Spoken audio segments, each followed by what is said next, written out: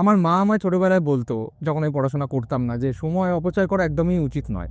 কারণ সময় কারোর জন্য দাঁড়ায় না, তাই সময় প্রচণ্ড দামি একটা জিনিস। কিন্তু এই ফটোগ্রাফি প্রফেশনে আসার পর বুঝতে পারছি, কিছু ক্লায়েন্টের পার্সপেক্টিভ অনুযায়ী ফটোগ্রাফারদের সময়ের কোনো দাম হয় না, আর ফটোগ্রাফারদের সময় অপচয় করা যায়, তাতে ফটোগ্রাফারদের কোনো যায় আসে না।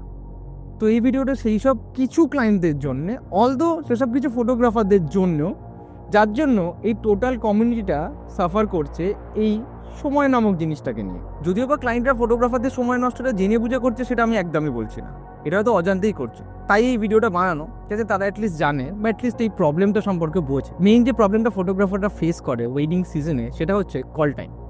ক্লায়েন্টের বাড়িতে ক্লায়েন্ট বলে ইভেন্ট শুরু হবে সকাল 6টা, সকাল 7টা, সকাল 8টা, যেখানে অ্যাকচুয়ালি ইভেন্ট স্টার্ট হয় 9টা, 9:30, 10টা। তার আগে কোনো জায়গায় সেরকম ইভেন্ট হয় না, ব্যতিক্রমী দু একটা ইভেন্ট বাদে। এই যে সকাল 6টা, সকাল 7টা বা সকাল 8টাতে একটা ফটোগ্রাফারকে কল টাইম দিয়ে ডাকা হচ্ছে বা ভিডিওগ্রাফারকে কল টাইম দিয়ে ডাকা হচ্ছে, এই সকাল 6টা বা সকাল 7টাই ধরে নিলাম। এই 7টাতে একটা ফটোগ্রাফারকে ভেন্যুতে পৌঁছানোর জন্য তাকে বাড়ি থেকে কটায় বেরোতে হবে? কমসে কম 1 ঘন্টা আগে। যারা দূরের দিকে থাকে তাদের তো 1.5-2 ঘন্টা আগে। 1 ঘন্টাই ধরলাম, তাকে বাড়ি থেকে বেরোতে হবে সকাল 6টায়। একটা 6টায় যদি একটা ফটোগ্রাফারকে বাড়ি থেকে বেরোতে হয়, তাহলে তাকে ঘুম থেকে কটায় উঠতে হবে? সকাল 5টায়। মানে একটা ফটোগ্রাফার 5টায় ঘুম থেকে উঠে নিজে প্রিপেয়ার হয়ে 1 ঘন্টা ট্রাভেল করে সকাল 7টায় লোকেশনে পৌঁছালো। ভালো কথা। 7টায় পৌঁছালো, 7:30, 8টায় কাজ শুরু হোক না। সেই কাজটা কটায় শুরু হয়? 9টা, 10টা, 10:30, এইরকম। এই যে টাইমটা 3 থেকে 4 ঘন্টা এই ফটোগ্রাফারটা আপনার ওখানে বসে আছে, সে কিছু করছে না, সেক্ষেত্রে তাদের এনার্জিটা লস করছে। এরপরে সারা সকাল সে আপনার ওয়েডিংয়ে কাজ করলো, কাজবাজ করার পরে যখন রাত্রেবেলায় আপনার বিয়েটা শেষ হলো 11:30, 12টা, 12:30, 1টার সময়, তখন ফটোগ্রাফাররা বলে যে আগে কাপেলটা করো না, 5-10 মিনিটের ব্যাপার, দেন তোমরা খেতে চলে যাও, আমরা খেতে চলে যাবো, অনেকে আছে বাড়ি চলে গিয়ে বাড়িতে খাবো।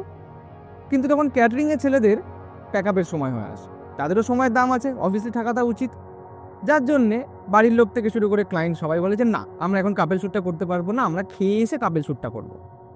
বিকজ ক্যাটারিংয়ের ছেলেদের সময় দাম আছে, তারা তো গুটিয়ে দেবে, খাবার পাবেন না। যার ফলে আপনারা খেতে চলে গেলেন।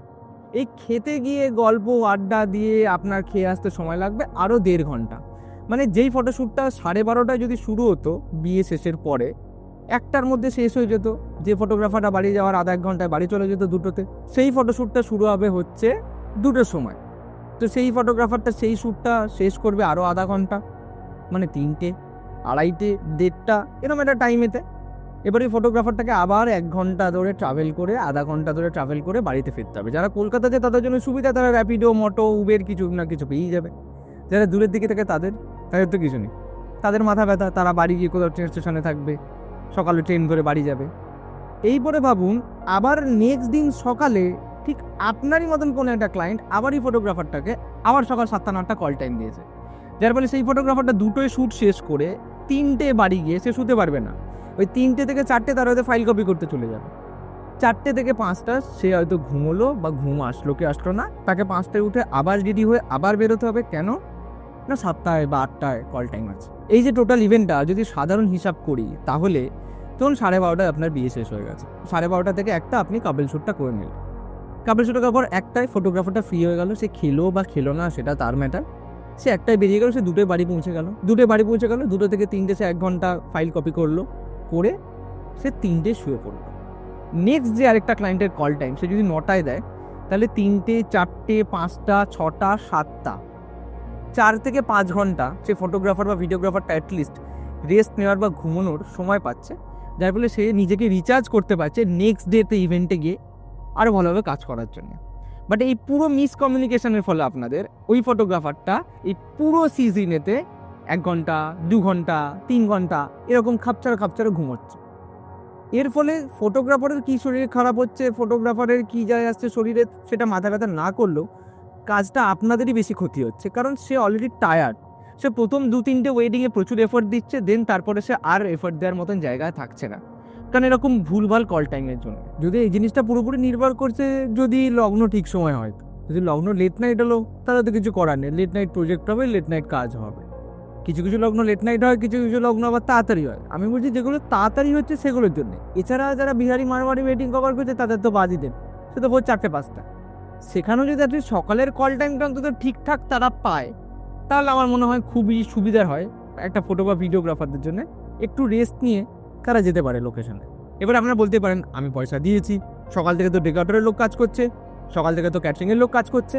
একদম ঠিক কথা। আপনার বিয়েতে ধরুন 300 জন লোককে নেমন্তন্ন করেছেন, তার মধ্যে 270-80 জন এসছে, বাকি 4-5 জন আসেনি, 2-3 মাস বাদে আপনার সঙ্গে দেখা করতেছে আপনার বাড়িতে। তখন আপনার ক্যাটারিংয়ের লোকটাকে ফোন করে বলবেন তো যে ভাই সেদিনকে তো আসেনি, আজকে তোমাদের খাবারগুলো একটু বানিয়ে আমাকে দিয়ে যাবে, 4-5টা লোককে খাওয়াবো, সে দেবে তো? রাই, সেটা তো নয়। আপনার ডেকোরেশনের লোকটাকে বলবেন তো যে ভাই আমার 4-5টা লোক সেদিনকে আসেনি, বাট আজকে আমার সঙ্গে দেখা করতে এসছে, বিয়ে 3 মাস পরে, একটা কাজ করো 4-5টা এক্সট্রা চেয়ার দিয়ে যেত।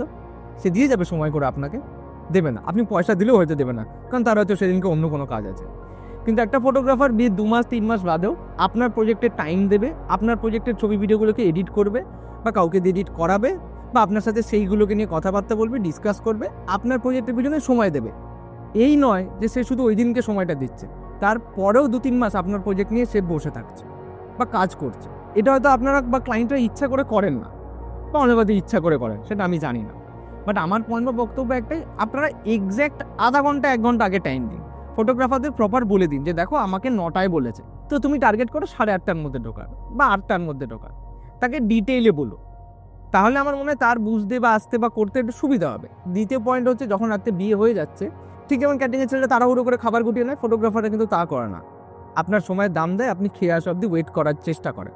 সুতরাং এটাই রিকোয়েস্ট যে আপনাদের ওয়েডিংয়ের পর 10-15 মিনিট আধা ঘন্টা একটু সময় দিন ফটোগ্রাফারদের। ক্যাটারিংয়ের ছেলেদের সাথেও সেই অনুযায়ী এটা কমিউনিকেট করে একটা মিডল অর্ডারে যে আচ্ছা ঠিক আছে আমি আধা ঘন্টা যেতে পারছি না, 15 মিনিট ফটোগ্রাফিতে দিলাম, তাহলে কি আরেকজনের কাজটা হয়ে যায়। আর শুধু ফটোগ্রাফারের একমাত্র সময়ের দাম নেই, সে যখন খুশি আসতে পারে, যখন খুশি যেতে পারে, সেটা ডিপেন্ড করছে পুরোটাই ক্লায়েন্টের উপর। ফটোগ্রাফার যতই বলুক আমার এই সময় ছবি লাগবে, গায়েলোদের আগে ছবি লাগবে, মেকআপের আগে ছবি লাগবে, তার ভ্যালু 0। শুধু তাই নয়, যখন মেকআপ আর্টিস্ট আসবে তখন গায়েলুদের পরে এমন হয় যে ক্লায়েন্টের ছবি হয়নি, বাট মেকআপ আর্টিস্ট এসে গেছে, মেকআপ আর্টিস্ট 1 সেকেন্ডও দাঁড়াবে না, ও চলে যাবে। ওই সময় 1:30-2টোর মধ্যে মেকআপে বসতেই হবে, অ্যাট এনি কস্ট। তার জন্য নান্নিমেও হলো না, বৃদ্ধি হলো না, কোনো যায় আসে না। মেকআপ আর্টিস্টরা এতটাই টাইমিংয়ে পাংচুয়াল, যদিও হওয়াটা উচিত, আমি 100বার সাপোর্ট করি, এবং সবার সময়েরই ভ্যালু বা দাম দেওয়াটা দরকারি বা উচিত। সেম থিং ফটোগ্রাফারদেরও সময়ের ভ্যালু বা দাম দেওয়াটা উচিত। শুধু মেকআপ আর্টিস্টের সময়ের দাম আছে, পুরোহিতের সময়ের দাম আছে, ক্যাটারিংয়ের ছেলেদের সময়ের দাম আছে, শুধু সময়ের দাম নিয়েছে ফটোগ্রাফার। তাদের কল টাইম যখন খুশি, তাদের যাওয়ার টাইমও যখন খুশি, কোনো এক্স্যাক্ট টাইম নেই। এইটা আমার মনে হয় চেঞ্জ করলে বা আপনারা আস্তে আস্তে বুঝলে এই কমিউনিটিটার জন্য খুব ভালো হয়। আরেকটা লাস্ট কথা, ফটোগ্রাফারদের জন্য বেশ কিছু ফটোগ্রাফাররা আছে, সেটা সংখ্যায় খুবই কম যদিও, আমি যতদূর জানি, তারা সত্যি ক্লায়েন্টের বাড়িতে লেট পৌঁছায়, সমস্ত কিছুতে লেট, শ্যুটের মাঝে বাইরে গিয়ে দাঁড়িয়ে থাকে। এইগুলোর ফলে বাকিরা সাফার করছে। দয়া করে তোমরা এগুলো করো না। যে কাজটা করতে গেছে সে কাজটা মন দিয়ে করো। তুমি যদি ক্লায়েন্টকে 100% আউটপুট দেয়, মেবি হয়তো তোমার ক্লায়েন্টটা তোমার সাথে বাজে ব্যবহার করলো, পরের ফটো বা ভিডিওগ্রাফারটার সাথে হয়তো ভালো ব্যবহার করবে, বা সেই ফটো বা ভিডিওগ্রাফারটার প্রতি তাদের একটা ভালো রেসপন্স আসবে যে না, সমস্ত ফটো ভিডিওগ্রাফাররা খারাপ হয় না। ভিডিওটা শেষ করার আগে একটা কথাই বলবো যে এই ওয়েটিং সিজনটাতে আপনারা যেমন মেকআপ আর্টিস্ট বা ক্যাটারিং বা পুরোহিতদের সময়ের দাম দেন, তেমনি যদি একটু ফটোগ্রাফার বা ভিডিওগ্রাফারদেরও সময়ের দাম দেন, তাহলে আপনার ক্ষতি হবে না, উল্টে আপনি যে ডেলিভারিটা পাবেন ফটো বা ভিডিওগ্রাফার থেকে, সেটা হয়তো আরও বেশি ভালো পাবেন। আশা করি এই ভিডিওটার মাধ্যমে আমি বোঝাতে পেরেছি আমার বক্তব্যটা। ধন্যবাদ।